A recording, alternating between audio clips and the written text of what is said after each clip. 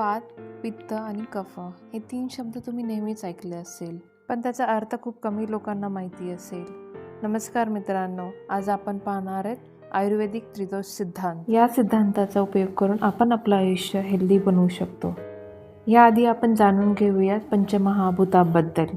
भूत हे आकाश, हवा, अग्नी, पाणी आणि पृथ्वी यांच्यापासून बनलेलं आहे. हृदय स्तोत्र याच्या पेज नंबर 5 वरती आपण प्रकृती याविषयी समजू शकतो.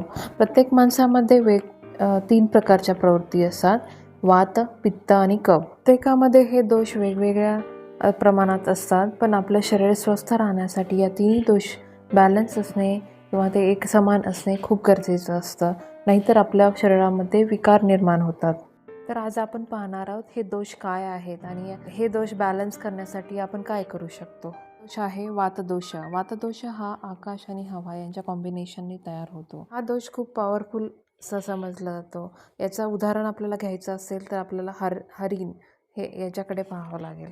हरिण एका जागेपासून दुसऱ्या जागी नेहमी धावत असतात. तसेच हे लोक खूप ॲक्टिव्ह असतात, खूप चपळ असतात, स्मार्ट असतात. संभाषण कला ही खूप चांगली असते. ते स्वतःला खूप चांगल्या पद्धतीने एक्सप्रेस करत असतात. त्यांना खूप चांगलं जीवन जगण्याची इच्छा असते.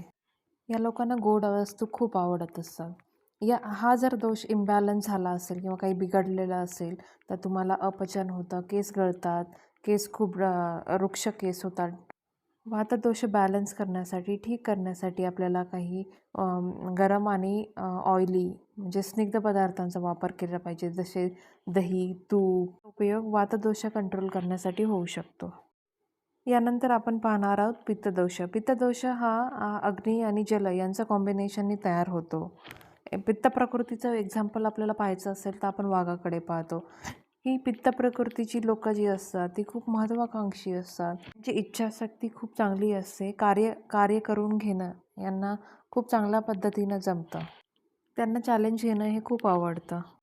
जर पित्त बॅलन्स नसेल तर काही लक्षणं दिसून येतात, जसे छातीमध्ये जळजळ करणे, खूप भूक लागणे, खूप घाम येणे सारखे वाटणे. पित्तदोष बॅलन्स करायचा असेल तर तुम्हाला गोड, मसालेदार, तेलकट आणि ज्यामध्ये मीठ जास्त असेल असे पदार्थ सोडावे लागतील. तसेच कॉफी टाळावी लागेल. यानंतर आपण पाहणार आहोत कफदोष. कफदोष हा तुमच्या स्ट्रेंथ आणि स्टॅमिना, तुमच्या बॉडीमध्ये किती स्टॅमिना आहे हे दर्शवतं. कफप्रवृत्ती जर पाहायची असेल तर तुम्ही हत्तीचं उदाहरण घेऊ शकता. हत्ती कसा आपल्याच मस्तीमध्ये धुंद असतो, तसेच हे लोकंही आपल्याच मस्तीमध्ये धुंद असतात. जी लोकं खूप इतरांना माया लावणारी असतात, नॉन जजमेंटल असतात. कोणाबद्दल काय त्यांचं मत लवकर बनवत नाहीत, पण एकदा मत बनवलं की मग ते बदलत नाही. इतरांवरती खूप माया करणारे, इतरांना आनंद देणारे आणि स्वतः सुखी राहणारे हे लोक असतात. कफ जर इम्बॅलन्स झाला असेल तर आपल्याला अपचन होते, अचानक आपल्या वजनात वाढ होते.